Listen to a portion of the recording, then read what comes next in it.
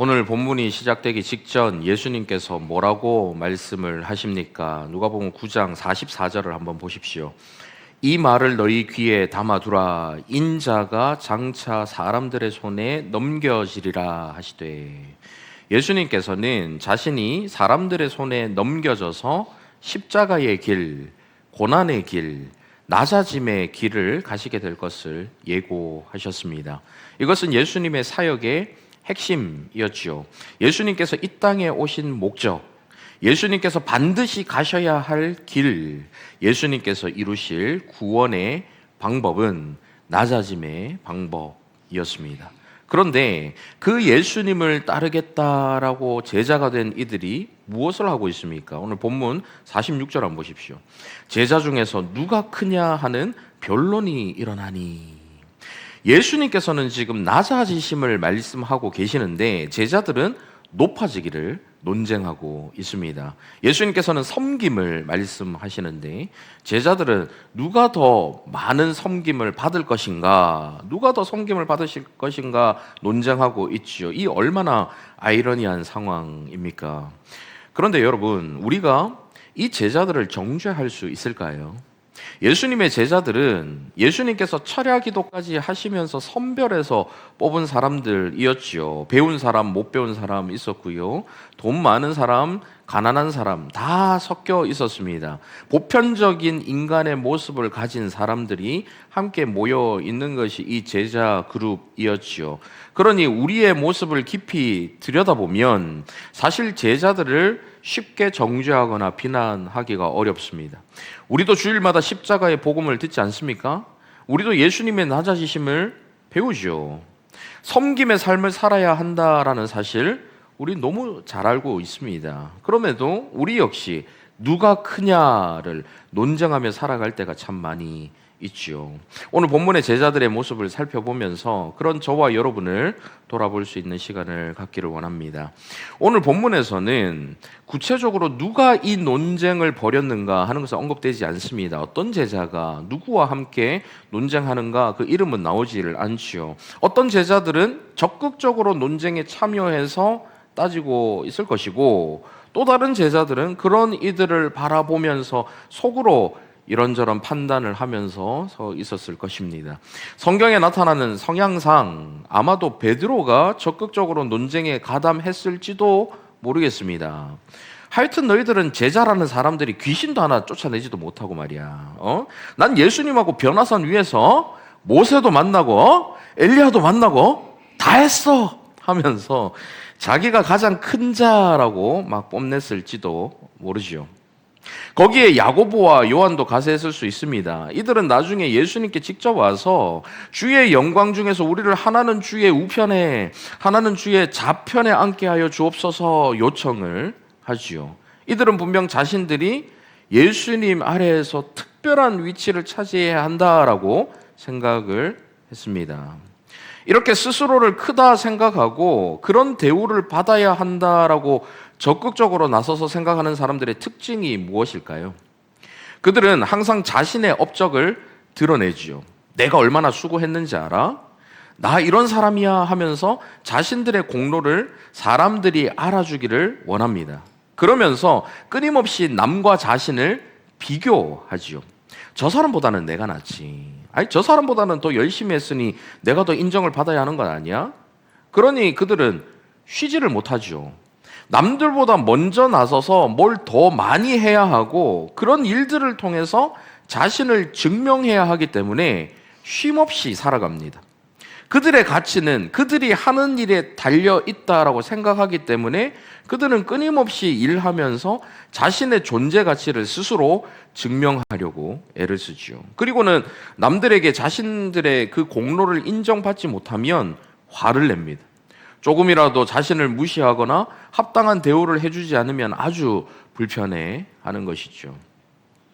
그런데 앞서 말씀드린 것처럼 이 논쟁을 바라보기만 하는 제자들, 그러니까 적극적으로 참여하지 않고 앞서 지금 말씀드린 것처럼 자신을 적극적으로 드러내려고 하지는 않지만 그 장면을 바라보면서 속으로 생각하는 제자들도 있었을 것입니다. 논쟁에는 직접 참여하지는 않지만 옆에서 바라보면서 아니 저 사람들은 도대체 뭔데 서로 크다고 싸우고 있지? 너 뭐 돼? 이런 마음을 속으로만 가지고 있는 사람들, 그래서 그런 생각을 하면서 관망하는 제자들이 있었겠죠. 이들은 적극적으로 나서진 않습니다. 그냥 조용히 예수님을 따라다니면서 소극적인 자세로 사역에 임하지요. 하지만 그렇다고 그들에게 문제가 없는 것은 아닙니다. 그 소극성이 나는 크지 않아, 난 작은 자야 하는 겸손에서 비롯된 것이면 참 다행이지만 아닌 경우들이 종종 있기 때문이죠. 나서지 않는 제자들 중에는 무시당하지 않으려고 자기를 보호하면서 뒤로 물러나 있는 사람들이 분명히 있었을 것입니다. 자기가 하지는 않으면서 앞장서서 나서는 제자들을 바라보면서 평가하고 비판하고 불평하는 제자들 당연히 있었겠죠. 이런 사람들의 특징은 무엇입니까? 그들은 자기가 직접 나서진 않습니다. 그만큼의 열정이 없을 수도 있고요. 괜히 나섰다가 평가받는 것이 두렵기 때문이지요. 실패하거나 거절당하는 것이 두려운 것입니다. 이런 사람들은 직접 말하진 않지만 뒤에서 불평하는 경우들이 많죠. 아, 저거 저렇게 하면 안 되는데. 아이, 쟤는 뭣도 모르면서 나서서 한다 그러냐. 막 이렇게 쉽게 비판을 합니다. 자기는 안 하면서 앞장서서 하는 사람들 힘 빠지게 늘 팔짱 끼고 훈수만 두는 그런 사람들이 있지요. 그들은 항상 사역에도 사람들에게도 거리를 둡니다. 깊은 관계를 맺으려 하지 않죠. 왜냐하면 가까워지면 막 귀찮아지거나 상처를 받는 일들이 생기기 때문에 그렇게 상처받을까 봐 나설 용기를 내지 못하는 것입니다. 그러면서 그들은 자신이 다르다라고 생각을 하지요. 나는 저 사람들처럼 인정받으려고 애쓰지 않아. 교만하게 내가 더 크다고 말하지 않아. 그렇게 하면서 자신이 더 겸손하다고, 자신이 더 영적이라고 생각을 합니다. 하지만 누가 크냐라는 이 논쟁에서 올바른 말을 하지 않고 조용히 물러나 있는 사람들 역시도 자신의 존재 가치가 훼손되는 것을 두려워하거나 꺼려하는 모습들을 갖고 있는 것입니다.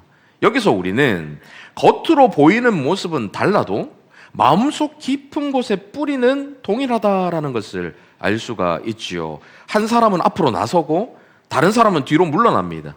한 사람은 자신이 크다라면서 자신을 드러내고 다른 사람은 자신을 숨기지요. 한 사람은 적극적으로 인정받으려 하고 다른 사람은 소극적으로 무시당하지 않으려 합니다. 하지만 그 내면에는 똑같이 자기중심성이라는 그 뿌리가 자리 잡고 있습니다. 늘 자기 자신이 가장 소중한 우리는 누구나 나름의 방식으로 남보다 큰 자가 되기를 추구하죠. 적극적으로 자신이 이만큼 크다라는 것을 보이는 사람이 있는 반면에 그런 것들을 일부러 하지 않으면서 마치 자기는 가장 큰 자는 아니지만 저 사람보다는 작은 자는 아니야 하는 것을 슬며시 드러내기 위해서 가만히 있으면 2등도 간다 뭐 이런 얘기 있잖아요. 가만히 있으면서 자기는 마치 2등인 것처럼 하는 그런 사람들이 있다는 거죠. 형태만 다를 뿐 내가 얼마나 가치 있는 사람인가 하는 것을 드러내고 인정받기를 원하는 그 근원적인 갈망을 동일하게 갖고 있는 것입니다. 이것이 제자들의 문제였고 오늘 우리의 문제인 것이죠. 창세기 3장에 보면 인간의 타락은 바로 이 자기중심성에서 시작된 것임을 알 수가 있습니다. 하와는 자기의 눈이 밝아져서 하나님과 같이 되고 싶다라는 마음을 가졌죠. 하나님의 자리에 자기가 오르려 했습니다. 자기 자신을 하나님의 자리에 두려고 했죠. 하나님의 평가 대신 자기 자신의 평가를 기준 삼아서 살아가고 싶었던 것입니다. 그렇게 자기 자신을 중심에 두고 자신의 가치를 스스로 확립하려고 했죠. 이것이 바로 제자들이 누가 크냐를 논쟁한 근본적인 이유입니다.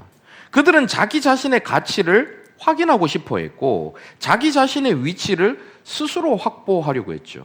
그러니 예수님께도 찾아가서 예수님 영광 받으실 때에 저를 우편 자리에 앉혀주십시오. 좌편 자리에 앉혀주십시오.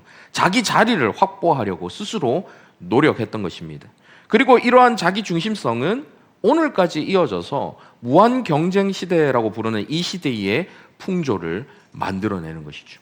각 사람마다 자기가 크다라는 것을 드러내기 위해서 열심히 노력하며 살아갑니다. 학교에서 학생들은 자신이 1등이라는 걸 보여주기 위해서 누구보다 자기가 옆에 친구보다 자기가 공부를 더 잘하는 사람이라는 걸 보여주기 위해서 애를 쓰죠.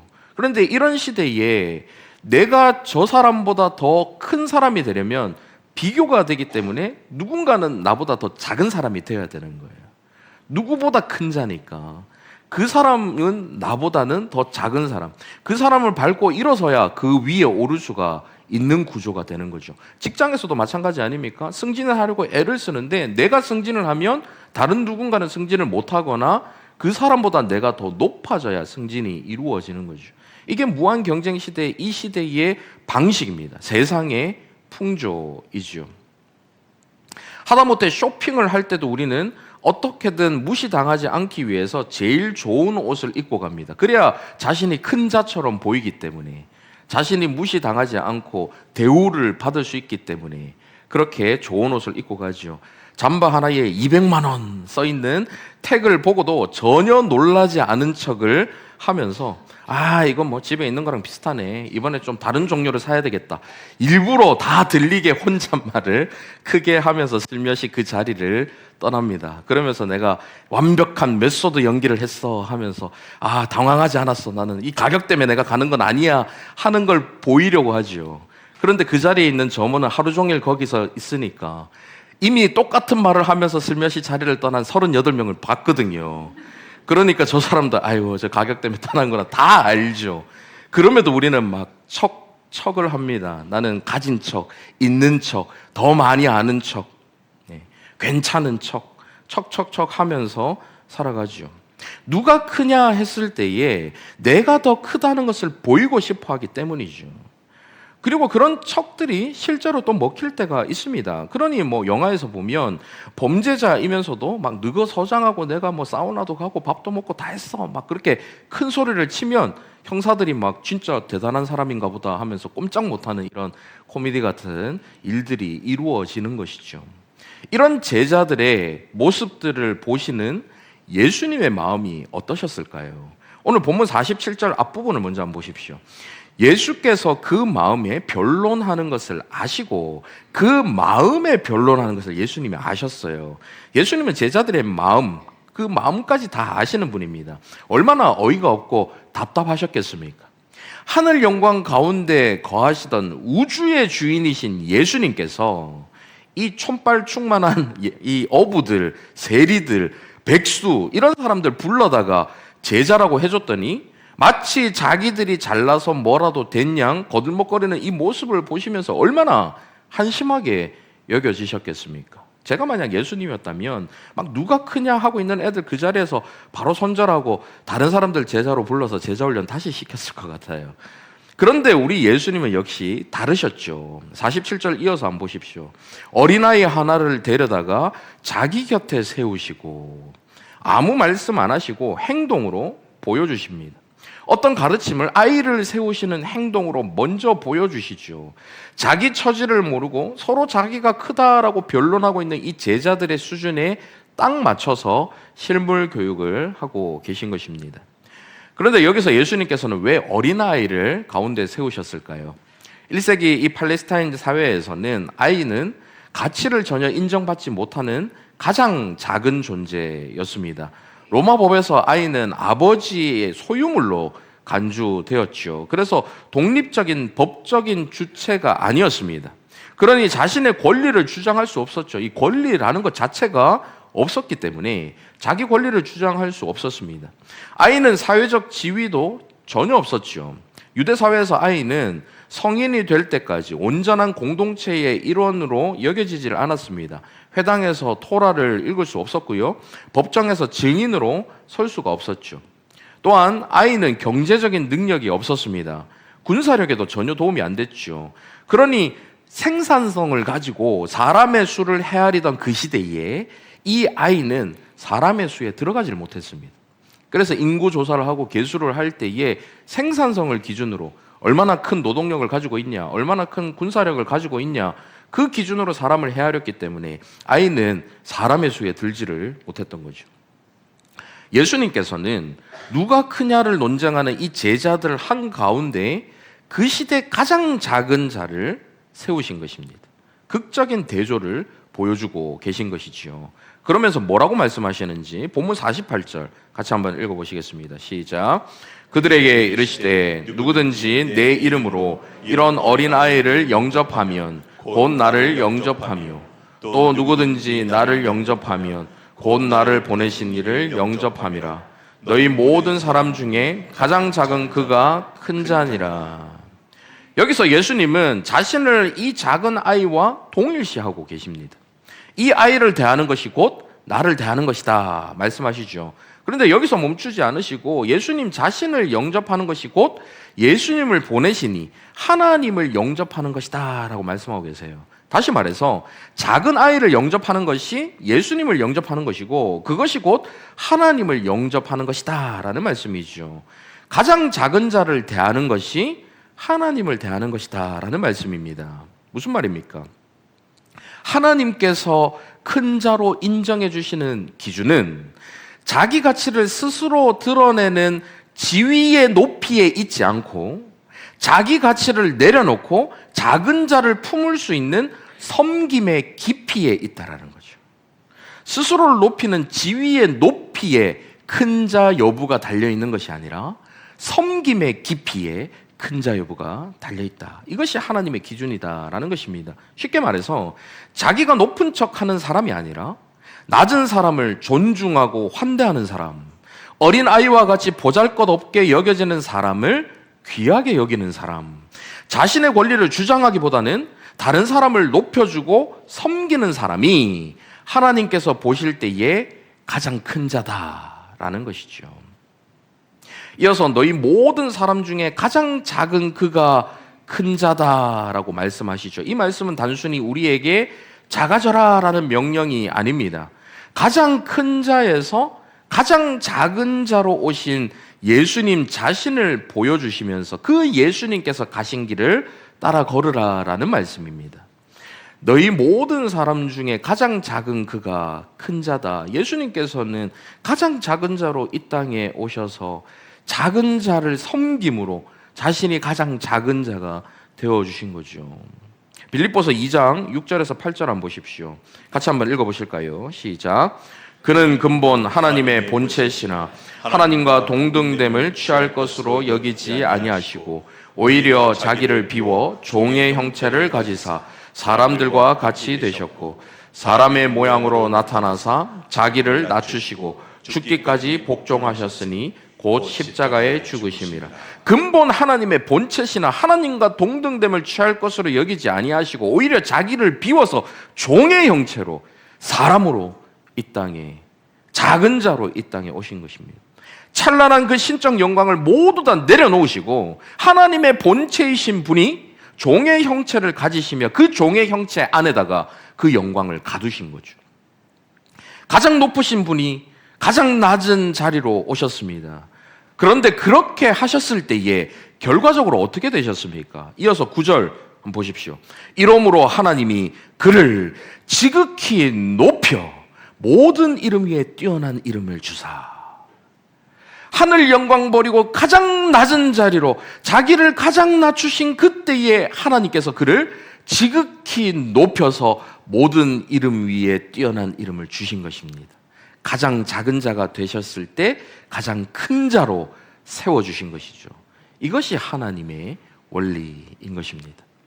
예수님께서는 항상 말로만 가르치시는 분이 아니셨습니다. 그분이 손수 행하시며 모범을 보이시고는 제자들에게 그분의 뒤를 따르라라고 하셨지요.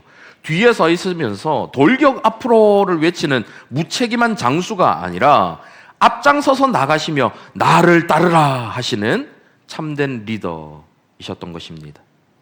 너희가 누가 크냐고 논쟁하고 있지만 나를 봐라. 나는 가장 높은 자리에서 가장 낮은 자리로 왔고 섬김을 받아야만 하는 존재이지만 섬기는 자가 되었어. 영광 대신에 수치를 당했다. 이것이 바로 하나님 나라의 방식이야. 이것이 진정한 위대함이고 큰 자가 되는 길이다 말씀하시는 거죠. 세상에서는 높아져라, 드러내라, 성취하고 인정받으라, 스스로를 증명해내라 말하지만 예수님께서는 낮아져라, 섬겨라, 내려놓고 사랑하라 말씀하십니다. 자, 그러면 이러한 예수님의 가르침을 우리가 제대로 따르기 위해서 꼭 기억해야 할 것이 무엇일까요? 그것을 한번 살펴보겠습니다. 우리 안에 자리 경쟁이 해결되지 않는 이유가 무엇일까요? 예수님께서 낮은 자가 되어서 섬기는 자가 되어라라고 말씀하시는데 그 말씀에 대해서 우리가 잘 지켜내지 못하는 이유가 무엇일까요? 내 가치를 스스로 붙잡으려고 하기 때문입니다. 내 스스로 내 가치를 드러내려 하고 증명해야 된다는 생각을 가지고 있기 때문이죠. 내가 작은 자를 섬기는 자의 위치에 내려가면 다른 사람들이 나를 저런 작은 자처럼 보지 않을까? 두려워하는 마음이 있는 거죠. 우리 존재 가치를 인정받지 못하면 자기 중심성으로 똘똘 뭉쳐진 우리는 우리의 가치가 사라질 것 같은 불안이 앞으로 나서든지 뒤로 숨든지 끊임없이 스스로를 증명하도록 만듭니다. 그러니 늘 지치고 피곤할 수밖에 없는 것이죠. 하지만 복음은 예수님께서 이미 우리의 가치를 완성하셨다라고 말씀합니다. 에베소서 2장 6절 한번 보십시오. 또 함께 일으키사 그리스도 예수 안에서 함께 하늘에 앉히시니. 세상에서 추구하는 잠깐 반짝하는 거짓 영광이 아니라 주님께서 받으신 그 완전하고도 영원한 그 영광을 함께 누리도록 하셨어요. 하늘에 함께 앉혀주셨다 말씀하십니다. 우리가 주님의 그 영광을 함께 누리도록 하신 것이죠. 우리를 위한 예수님의 십자가는 우리의 가치를 증명하는 가장 확실한 증거가 되었습니다. 하나님께서 세상 무엇과도 바꿀 수 없는 가장 귀한 분이신 자신의 하나밖에 없는 아드님을 저와 여러분을 위해서 내어주실 정도로 우리가 가치 있는 존재다라는 것을 증명해 주셨어요. 십자가에 예수 그리스도를 내어주심으로 우리가 그만큼의 존재다, 그만큼 가치 있고 존귀한 자다라는 것을 보여주셨습니다. 그러니 우리는 더 이상 우리의 가치를 알량한 업적이나 보잘것없는 성취로 애써 증명할 필요가 없게 되었어요. 저와 여러분이 행하는 어떤 일로 우리의 존재 가치가 매겨지는 게 아니라 예수님을 통해서 우리의 존재 가치가 매겨졌기 때문에, 증명되었기 때문에, 예수 그리스도 십자가 증거가 되기 때문에 우리는 그 예수님의 생명값의 가치가 있는 놀라운 존재다라는 것이죠. 따라서 이제 우리는 우리가 큰 자라는 사실을 증명하기 위해서 억지로 앞으로 나설 필요가 없습니다. 복음이 저와 여러분에게 멈출 자유를 주시기 때문이죠. 스스로의 힘으로 자신의 가치를 드러내는 수고를 멈출 수 있는 자유입니다. 우리는 또한 판단받을 것을 두려워해서 뒤에 숨을 필요도 없습니다. 복음이 우리에게 앞으로 나설 자유를 줍니다. 평가나 실패를 두려워하지 않고 적극적으로 나서며 시도할 수 있는 자유이지요. 그러니 이제 우리는 자유롭게 멈추고 자유롭게 나설 수 있습니다. 앞으로 나설 때도 우리가 어떤 사람에게 평가받거나 비판받는 걸 두려워하지 않고 주님께서 주시는 마음으로 자유롭게 나설 수 있고요. 우리가 나서야지만 내가 존재 가치가 인정되고 내가 사람들에게 칭찬받을 수 있다는 마음에서 자유해지기 때문에 억지로 나서지 않고 멈출 수 있는 자유를 누리지요. 그러니 이제 우리는 자유롭게 멈추고 자유롭게 나서게 되는 것이죠. 인정받기 위해서가 아니라 이미 인정받았기 때문에, 성공하기 위해서가 아니라 이미 그리스도 안에서 성공했기 때문에, 칭찬이나 사랑을 받기 위해서가 아니라 이미 사랑받았기 때문에 자유롭게 작은 자를 섬기는 자리로 기꺼이 내려갈 수 있는 것입니다. 내가 이런 사람을 섬기는 모습을 보임을 통해서 내가 이 정도 아량이 있는 사람이야, 나를 드러내기 위해서 섬기는 자가 아니고, 내가 이런 자를 섬기다 보면 나랑 똑같은 사람으로 여겨서 다른 사람들도 나를 작은 자로 여기지 않을까 두려워하면서 그 섬기는 자리에 내려가지 못하는 것도 아니고, 양쪽 모두에서 자유해져서 자유로운 마음으로 작은 자를 섬기는 가장 작은 자가 될 수 있는 거죠. 그렇게 우리가 가장 작은 자의 위치에 내려갔을 때 하나님께서 우리를 가장 큰 자로 높여주실 줄 믿습니다. 이제 말씀 맺겠습니다. 우리는 모두 누가 크냐라는 질문과 씨름하면서 살아갑니다. 형태는 다를지 몰라도 본질은 같지요. 우리는 모두 자신의 가치를 확인받고 싶어하고 인정받고 싶어합니다. 중요한 사람이 되고 싶어 하지요. 하지만 우리 주님은 섬김이 가장 큰 위대함으로 드러난다라고 보여주셨습니다. 죽음이 가장 완전한 생명으로 나타난다라는 것을 보여주셨습니다. 낮아짐이 가장 높은 영광으로 이어진다는 사실을 몸소 보여주셨지요. 그리고는 저와 여러분을 그분을 따르는 제자의 길로 초대하십니다. 스스로 수건을 두르고 제자들 발 앞에 무릎을 꿇고 제자들의 발을 손수 씻기시면서 주님께서 말씀하시죠. 요한복음 13장 14, 15절 같이 읽어보실까요? 시작. 내가 주와 또는 선생이 되어 너희 발을 씻었으니 너희도 서로 발을 씻어주는 것이 옳으니라. 내가 너희에게 행한 것 같이 너희도 행하게 하려 하여 오늘 보였노라. 주님께서 친히 종들이나 하는 것, 남의 발을 씻어주는 것, 그것도 자신의 제자의 발을 씻어주시면서 작은 자를 섬기는 가장 작은 자의 자리로 내려가셨어요. 그러면서 저와 여러분을 그 자리로 초청하시는 거죠. 저와 여러분이 주님의 말씀을 따르는 참된 제자가 되어서 우리 가정이, 우리 교회가 누가 크냐를 논쟁하는 곳이 아니라 서로를 높이는 곳이 되기를 바랍니다. 경쟁하는 곳이 아니라 서로를 더 나은 사람으로 여겨주는 곳이 되고, 비교하는 곳이 아니라 서로에게 감사하는 곳이 되고, 작은 자를 무시하는 곳이 아니라 서로를 품고 세워주고 섬겨주는 교회가 되기를 바랍니다. 그렇게 저와 여러분 모두가 예수님처럼 무릎을 꿇고 서로의 발을 씻어주는 작은 자 되어서 정말로 크고 위대한 하나님 나라의 참 백성의 모습을 들으며 살아갈 수 있기를 간절히 바랍니다. 아멘. 이 시간 말씀을 생각하며 함께 찬양했으면 좋겠는데요, 섬김이라는 찬양 함께 고백하시겠습니다.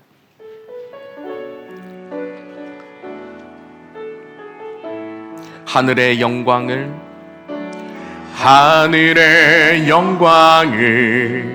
다 버리고 낮은 이곳에 내려오신 주, 죽기까지 나를 사랑하신 그 사랑 얼마나 큰지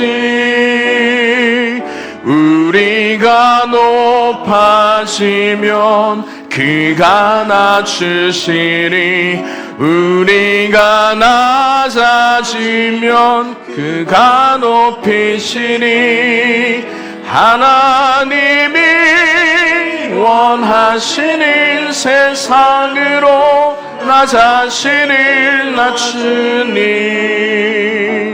섬김으로 내 발을 닦아주사, 내 발을 닦아주사, 먼저 섬기시고 서로 사랑하라고 말씀하시었네. 하나님이 원하시는 세상으로 나 자신을 드리는 섬김의 모습이 되기를. 말씀을 생각하며 다시 한번 처음부터 고백합니다. 하늘의 영광을 다 버리고 낮은 이곳에 내려오신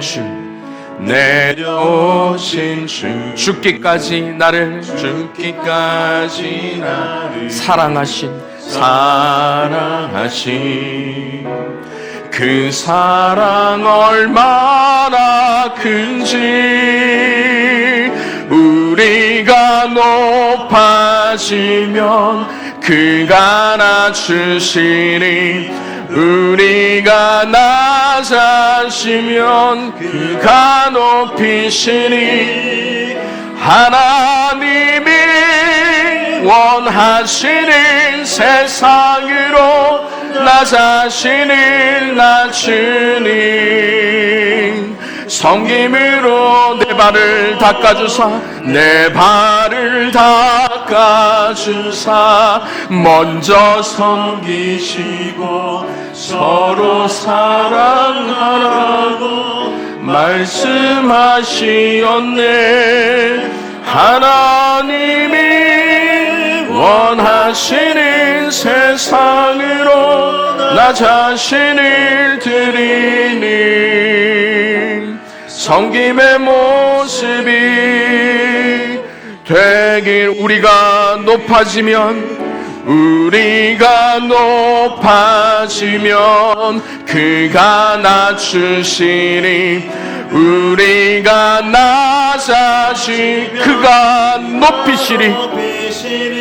하나님이 원하시는 세상으로 원하시는 세상 나 자신을 낮추는 섬김으로 내 발을 닦아주사 먼저 섬기시고 서로 사랑하라고 말씀하셨네. 하나님이 원하시는 세상으로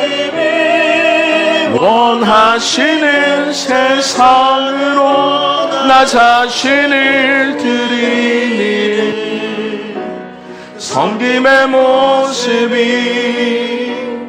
되기를. 사랑하는 여러분, 우리는 스스로 낮은 자가 되고 자신의 가치를 증명해내지 못하면 남들에게 무시당할까봐, 존재 가치를 부정당할까봐 두려워합니다. 그래서 끊임없이 높아지려 하고 큰 자인 척 하려고 하죠. 가면을 쓰고 내 모습이 아닌 모습처럼 그런 행세를 하기 위해서 늘 피곤하게, 늘 끊임없이 애쓰며 살아갑니다. 하지만 우리 주님은 그런 삶을 살지 않으셨어요. 주님이신데, 스승이신데 제자들 앞에 무릎을 꿇고 그들의 더러운 발을 만지며 그들의 발을 씻어주셨습니다. 가장 큰 자이신 그분이 작은 자를 섬기는 가장 작은 자가 되셔서 섬김의 모범을 보여주셨지요. 그분이 저와 여러분의 발을 만져주시며 저와 여러분을 섬겨주셨습니다. 그 섬김 덕분에 저와 여러분이 지금 이 자리에 있을 수 있는 거죠. 그리스도 안에서 이미 우리가 하나님께 충분히 가치 있는 존재로 인정받은 사람들임을 기억하시기 바랍니다. 이 시간 함께 기도하실 때 작은 자를 섬기는 가장 작은 자 되어 하나님 앞에서 큰 자로 높임받는 저희 모두가 되게 하여 주시옵소서. 말씀을 생각하며 함께 기도하며 나가도록 하겠습니다. 자비로우신 아버지 하나님, 주님께서는 우리 작은 자를 발을 씻어주시는 가장 작은 자가 되셔서 우리를 섬겨주셨는데 우리는 그 섬기는 자리에 서는 것을 두려워합니다. 내가 이 자리에 내려가면 다시는 오르지 못할 것처럼, 내가 이렇게 작은 자를 섬기는 자가 되면 무시받고 인정받지 못하는 자가 될까봐 두려워하여 우리는 섬기는 자의 자리에 서지 못함을 고백합니다. 주님께서 먼저 모범을 보여주신 것처럼 섬기는 그 자리에 서서 가장 작은 자가 되어 가장 큰 자로 높임받을 수 있는 저희 모두가 될 수 있도록 인도하여 주시옵소서. 주님께서 걸어가신 그 길, 기쁨으로 걸어갈 수 있는 참 제자의 삶이 될 수 있도록 인도하여 주시고, 우리의 모습을 통해 섬기기 위하여 이 땅에 오신 주님을 드러내며 주님의 영광을 더욱 많은 곳으로 비춰낼 수 있는 저희의 삶이 될 수 있도록 주여 역사하여 주시옵소서. 스스로 큰 자 되려는 공허한 모습이 아니라 주님 주시는 작은 자 되어 큰 자 될 수 있도록 인도하여 주시옵소서.